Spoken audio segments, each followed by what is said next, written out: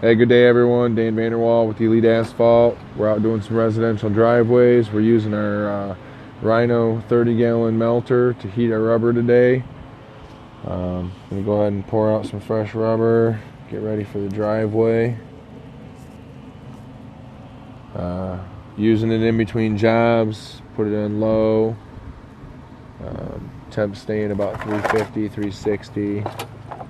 Great looking rubber. Their burner system is all inside. I hold the pin on one just to show you guys the heater system. All bunch of little torches down there, able to heat up going down the road.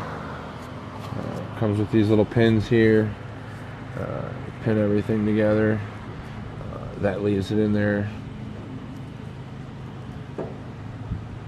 nice and sturdy, like this one over here, so they ride down the road nice and sturdy. Never had any issues. Great piece of equipment. Thanks, Asphalt Kingdom, for sending it out.